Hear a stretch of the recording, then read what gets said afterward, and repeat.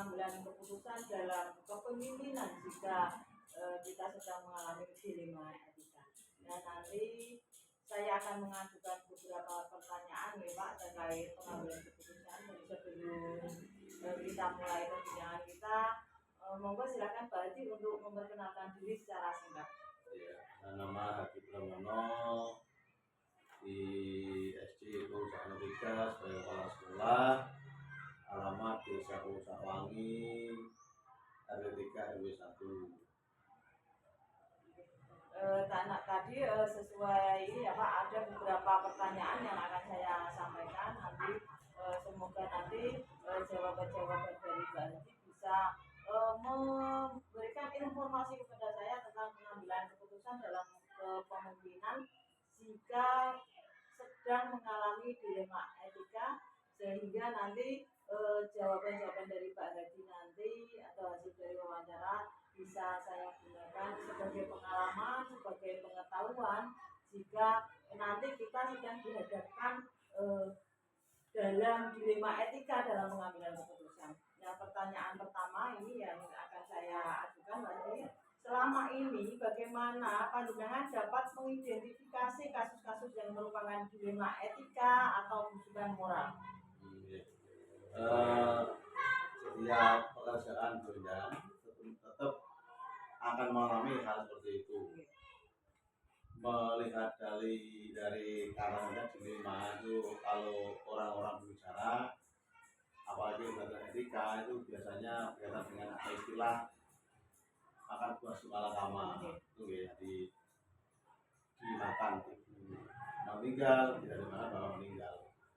Itu seperti di dalam tetap kita sering terjadi seperti itu. Karena itu kita harus bisa memilah-milah mana yang terbaik, mana yang terutama, yang terpenting kita utamakan dulu. Gitu ya Pak, dalam mengidentifikasi kasus-kasus misalnya dilema etika itu karena perbedaannya sangat tipis sekali ya Pak, karena kalau dilema etika itu sangat dilematis sekali dalam pengambilan keputusan ya Pak. Betul ya. Bagikan buah, makan buah si malakama tadi.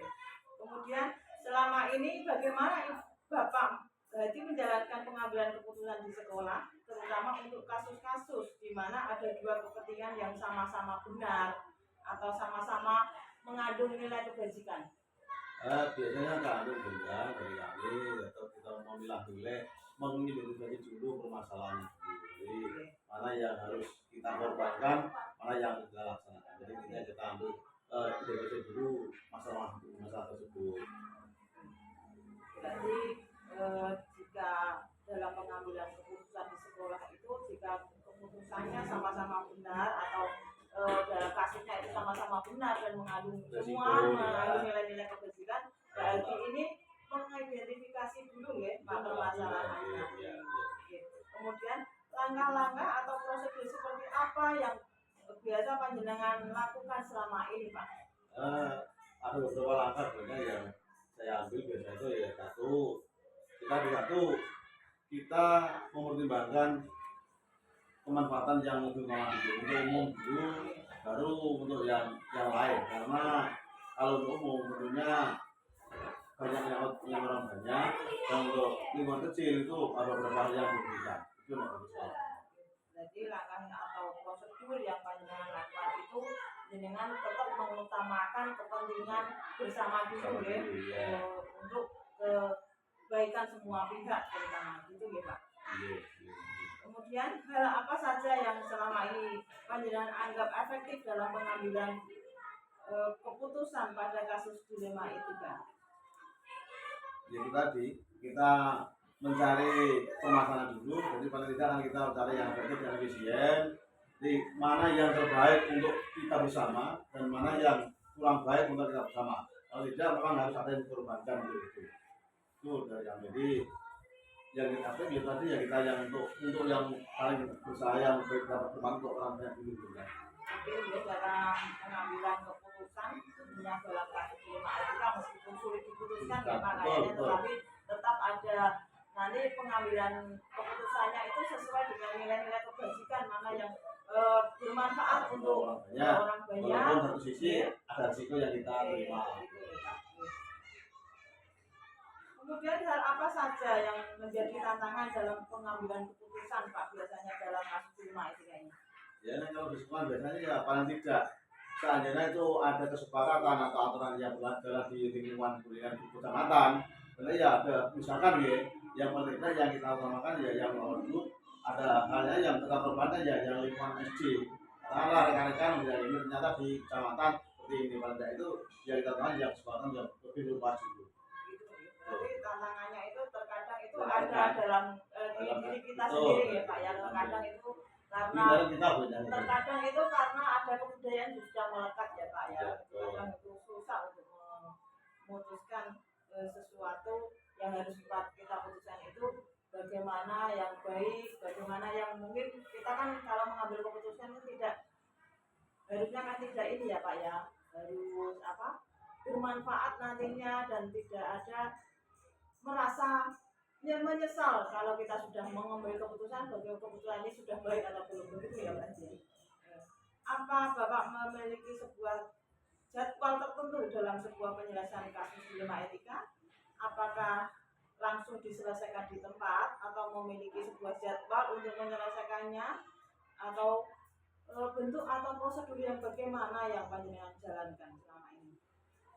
Kalau selama ini saya untuk dalam masalah dilema tadi itu sepertinya saya jarang menjadwalkan. Jadi seandainya hari ini ada masalah dan sebagainya apa yang kita putuskan, paling tidak ya paling tidak ya lain waktu kita butuh waktu untuk memikirkan masalahnya apa, karena ada beberapa pihak, ada satu pihak yang memang ada yang dirugikan dan yang diuntungkan. Jadi tidak sebatas kita laksanakan untuk memutuskan masalah tersebut. Ya, berarti perlu sesuai pertimbangan dengan gitu, situasi dan kondisinya. Jika memang mendesak ya segera diputuskan, kalau memang belum mendesak ya butuh pertimbangan dan butuh ini ya Pak ya, termasuk bobot permasalahan juga banyak. Kemudian adakah seseorang atau faktor yang mempermudah atau membantu Bapak dalam mengambil keputusan dilema etika? Ada Bu, kalau tidak ya teman dekat, rekan kerja atau atasan kita yang memang butuh pertimbangan dan sebagainya untuk ini, terus apa benar salahnya yang kita ambil. Berarti Pak Haji ini tetap menekankan kolaborasi ya bersama rekan kerja, semoga apa itu namanya dalam pengambilan keputusan itu sama-sama kita putuskan bersama kan Pak. Sedangkan Jane itu sebetulnya kalau kepala sekolah sendiri kan bisa ya Pak mengambil keputusan, tapi Pak Haji ini tidak mau ya mengambil keputusan secara sepihak, begitu ya Pak. Iya. Kemudian dari semua hal yang telah disampaikan, pembelajaran yang dapat Bapak petik itu dari pengalaman mengambil keputusan dilema etika seperti apa? Yang pertama kita identifikasi masalah dulu, dua lainnya tetap kita ngomong sama rekan-rekan kerja atasan kita mana yang terbaik, mana yang memang harus kita kesampingkan dalam hal tersebut, kemudian baru kita bahas dan hari itulah kita sampaikan hasil dari semua itu, apapun resikonya. Bapak, kalau dilema itu memang dua-duanya memang ada yang yang dirugikan.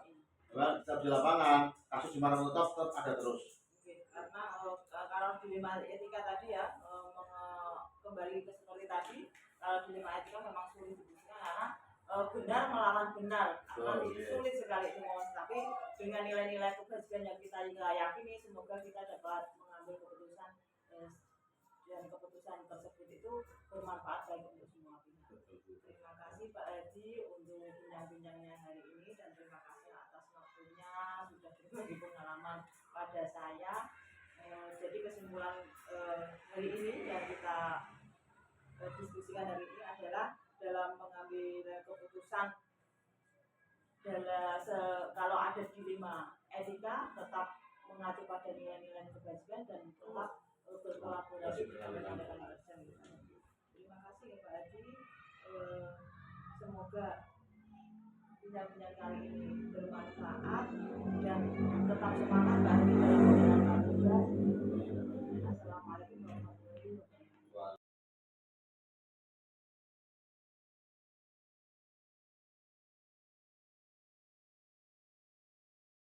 Assalamualaikum warahmatullahi wabarakatuh. Selamat pagi. Bagaimana kabarnya hari ini bisa nyata? Waalaikumsalam warahmatullahi wabarakatuh. Selamat pagi juga. kabar saya baik, alhamdulillah sehat Bu. Alhamdulillah. Ini bisa diatur sesuai dengan perjanjian kita ya. Kalau hari ini saya mau berbincang-bincang atau wawancara mengenai pengambilan keputusan dalam kepemimpinan. Sebelum kita berbincang-bincang, monggo silakan bisa diatur untuk memperkenalkan diri secara singkat terlebih dahulu. Ya, terima kasih waktunya diundang. Perkenalkan, nama saya Dijaniatur SD. Saya kepala sekolah dari SD Tanjung Sekar, Kecamatan Kalangan. Nah, saya di sini siap untuk wawancara dengan diundang, yang saya akan memfasilitasi semampu saya. Terima kasih bisa nyatu. Ini nanti ada beberapa pertanyaan yang ingin saya sampaikan kepada bisa nyatu. Yang pertama, selama ini bagaimana panjenengan dapat mengidentifikasi kasus-kasus yang merupakan dilema etika atau kasus bujukan moral bisa nyatu? Ya, terima kasih untuk 2 kasus itu ya diundang.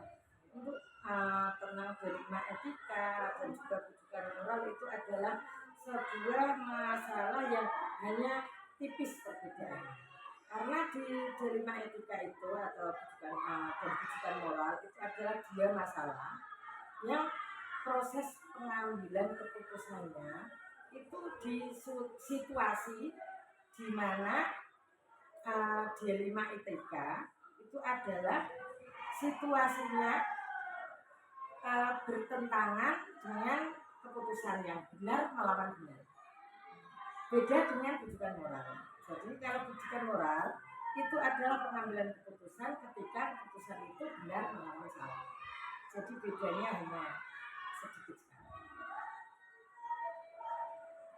Jadi menurut Bu Janiatun ini kalau pengambilan keputusan dalam dilema etika ini yang benar melawan benar itu tentunya lebih sulit ya Bu daripada bujukan moral, karena bujukan moral kan kita sudah tahu kalau keputusan yang akan kita ambil karena itu sudah ada yang benar melawan salah, begitu ya Bu Janiatun.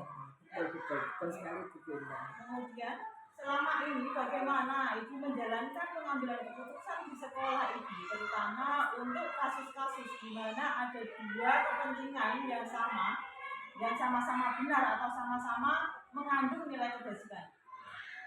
Ya, di sini saya sebagai pimpinan, ketika dihadapkan pada situasi pengambilan keputusan seperti itu, maka saya harusnya mengidentifikasi dulu masalah. Nah, masalah tersebut saya identifikasi, terus apakah kasus tersebut berada di bujukan moral atau dilema etika. Selanjutnya ada beberapa hal yang perlu saya lakukan untuk mengambil keputusan tersebut. Mungkin saya harus memperhatikan 4 paradigma dari dilema etika tersebut dan 3 prinsip dan juga 9 langkah pengujian keputusan. Baik, berarti Ibu ini dalam menjalankan pengambilan keputusan di sekolah ini, Ibu terlebih dahulu mengidentifikasi masalah tersebut, kemudian menggunakan 4 prinsip, 4 paradigma pengambilan keputusan, 3 prinsip dan 9 langkah dalam pengambilan keputusan ya Bu. Iya. Kemudian langkah-langkah atau prosedur seperti apa yang biasa Ibu lakukan selama ini? Ya, yang pertama biasanya saya lakukan adalah untuk mengidentifikasi masalah tersebut adalah saya harus bisa mengenali nilai apa yang berperangan dalam situasi ini. Setelah itu saya akan menentukan siapa saja yang terlibat. Terus seringnya saya juga akan melibatkan guru. Jadi guru kan yang tahu situasi keadaan sekolah, keadaan kelas ini. Terus saya akan mengumpulkan fakta. Jadi pengumpulan fakta itu penting. Kemudian saya akan melakukan pengujian benar dan salah. Nah, setelah itu saya melaksanakan 3 prinsip resolusi, yaitu mencari kemungkinan penyelesaian atau opsi trilema. Selanjutnya saya akan melakukan atau dalam pengambilan keputusan itu saya melakukan merefleksikannya. Baik, berarti ini dalam langkah atau prosedur tadi yang Ibu lakukan selama ini adalah mengenali nilai mana yang benar, mana yang salah, dan tentunya Ibu tidak semerta-merta dalam mengambil keputusan, harus ada kolaborasi antara kepala sekolah atau antara semua pemangku kepentingan di sini, terutama pada guru ya. Kemudian hal apa saja yang selama ini Ibu anggap efektif dalam pengambilan keputusan pada kasus-kasus dilema etika? Jadi yang penting dalam saya mengambil keputusan dalam menggunakan 3 prinsip itu tadi adalah 3 prinsip resolusi, yaitu berpikir berbasis hasil akhir, berorientasi pada aturan yang benar, dan mengutamakan rasa peduli, itu yang paling utama untuk kita semua. Kemudian juga memperhatikan dampaknya, jangka panjang, jangka pendek, dan yang merupakan hal yang efektif ya dari situ. Terus selain itu saya juga sering melakukan diskusi dengan guru dan kepentingan di sini untuk bisa menyelesaikan masalah itu. Jadi tadi dalam yang Ibu anggap efektif dalam pengambilan keputusan, tentunya Ibu memikirkan bagaimana keputusan yang Ibu ambil ini bermanfaat baik untuk semua pihak, ya bukan untuk kepentingan diri sendiri. Kemudian hal-hal apa saja yang Ibu selama ini menjadi tantangan dalam pengambilan keputusan pada kasus dilema etika? Ya, menurut saya dalam kasus dilema etika itu adalah permasalahan yang memang agak sulit untuk diputuskan. Karena apa? Karena menyangkut hal yang sama-sama benar. Sama-sama benar itu kan tantangan tersendiri buat saya, terutama ya pribadi saya dalam mengambil keputusan. Namun saya kembalikan lagi pada nilai-nilai yang saya pegang teguh dan aturan yang berlaku, serta tidak lupa kepedulian terhadap sesama. Jadi itu juga perlu menjadi pertimbangan saya dalam pengambilan keputusan. Jadi menurut Bu Jamiatun ini, meskipun kasus dalam dilema etika itu memang sulit diputuskan, tetapi Bu Jamiatun ini tetap memegang nilai-nilai kebajikan yang Ibu yakini, sehingga nanti hasil akhirnya akan sesuai dengan keputusan yang Ibu ambil itu tidak menjadi keputusan yang salah, begitu ya Bu?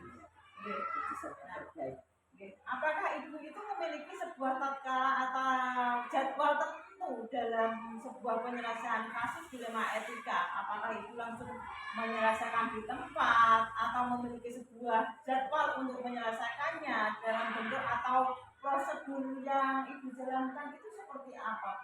Itu tergantung ya Bu, tergantung seberapa mendesaknya, seberapa besarnya pengaruh terhadap lembaga yang saya pimpin. Itu kan saya harus memikirkan itu.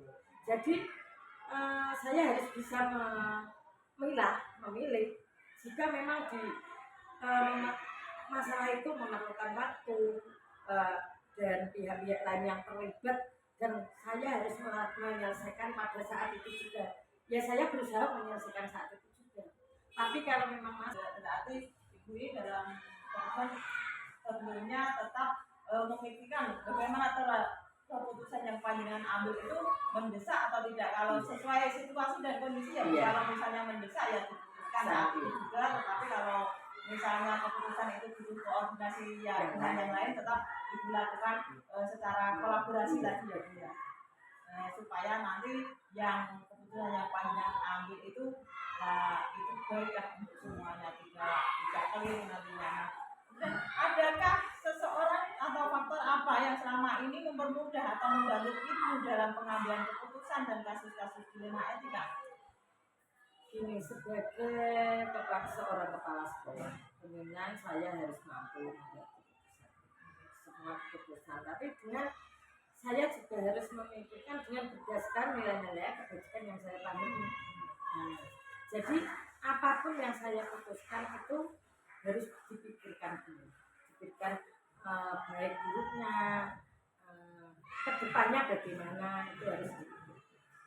Terus saya juga harus memikirkan lembaga yang terkait juga. Tadi yang kolaborasi mungkin dengan pemangku kepentingan yang lain, lembaga, siswa ataupun guru. Jadi saya harus melibatkan semua. Tentunya panjenengan itu yang sangat mempermudah dan dalam membantu pengambilan keputusan tadi itu tetap berkoordinasi dengan teman-teman pejabat. Walaupun sebetulnya keputusan itu sakit panjenengan ambil sendiri, sakit jenengan putuskan sendiri, tetapi tetap melibatkan pihak-pihak tadi yaitu yang ada di dalam permasalahan tersebut. Nah, dari semua hal yang telah disampaikan, pembelajaran apa yang dapat Ibu petik dari pengalaman Ibu dalam mengambil keputusan di lima etika? Ya, banyak sekali pengalaman yang saya petik dengan adanya satu ya saya dengan adanya kolaborasi, dengan adanya saya berdiskusi dengan yang lain itu mengacu untuk dengan pertimbangan dengan dampak baik buruknya apa yang saya ambil, keputusan yang saya ambil itu membuat saya lebih